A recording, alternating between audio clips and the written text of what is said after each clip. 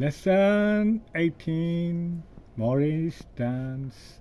နော်ကျွန်တော် variation စတီးပါမယ်အဲ့ဒီမှာနော် UTP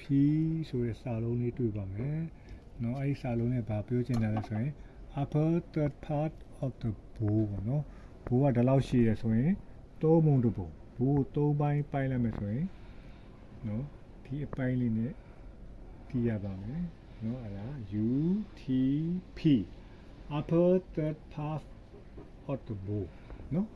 okay နောက်တစ်ခုကကြည့်မယ်ဆိုရင်အဲ့မှာကိုလုံးတွေကနော်အဲ့နှုတ်တွေပဲတောက်လျှောက်နော်ဒီမှာမှ quadrant တစ်လုံးပါတယ်ဒီမှာမှ quadrant လေးသုံးလုံးပါတယ်အဲ့တော့တီးတဲ့အချိန်မှာတောက်လျှောက်ပဲနော်နားလို့မရဘူးရတဲ့နေရာလေးမြန်လိုက်မရတဲ့နေရာလေးနှီးလိုက်သွားလို့မရပါဘူးနော် okay ဒီတချင်းက too sharp ဖြစ်တဲ့အတွက်ကြောင့်ကျွန်တော်တို့ကဒီ G2 ကိုဒီလိုဆုပ်ပေးမှာပေါ့နော်အဲ့တော့ဒီမှာကြည့်မယ်ဆိုရင်1 2 3 4 5ချောင်းမြောက်နော် open a3 G2 sharp နော်ဒီတစ်ချိန်အတွက် sharp လုပ်ပေးတဲ့အတွက်ကြောင့်ကျွန်တော်တို့ G2 ကို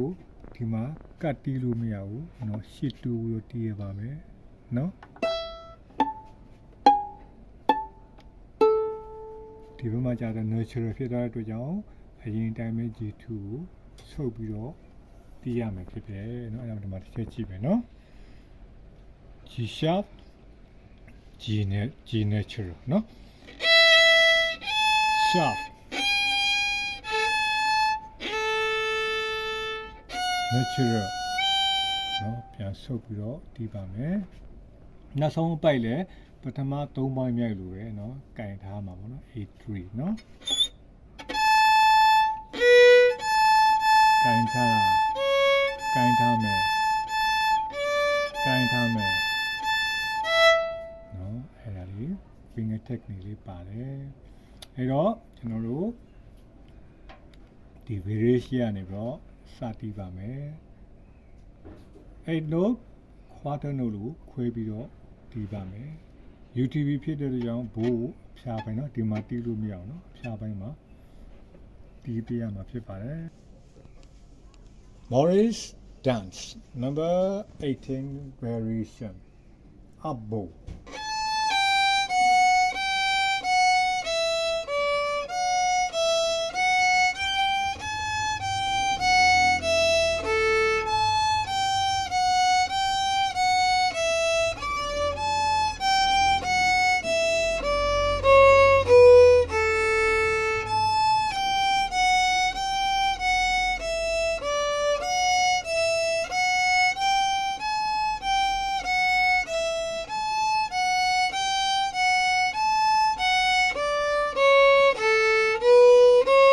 quarter note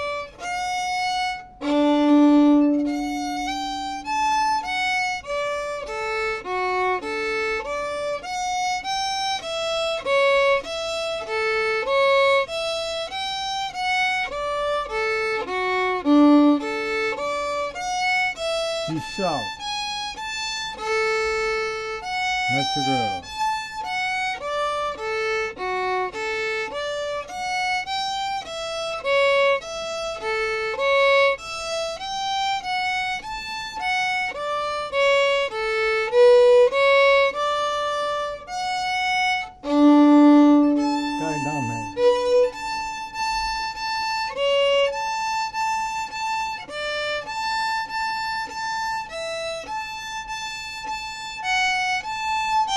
B4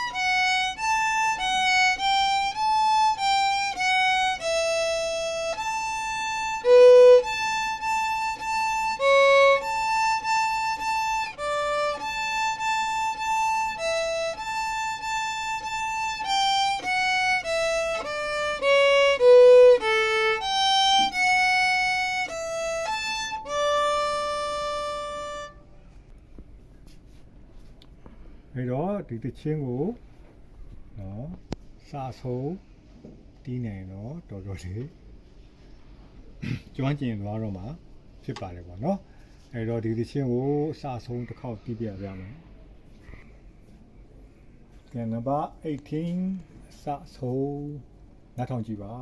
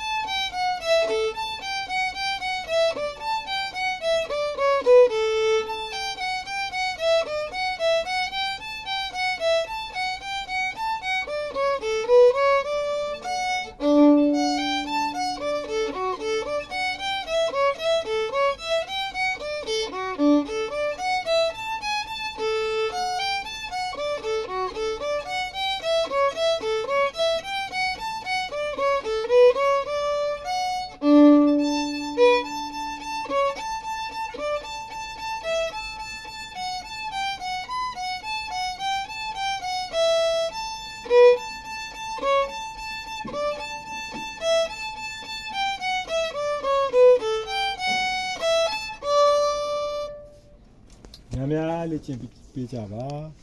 အဲ့ဒါဆိုရင်တော့ဒီသချင်းလေးကိုကောင်းကောင်းတီးနိုင်မှာဖြစ်ပါတယ်အားလုံးကိုကျေးဇူးတင်ပါတယ်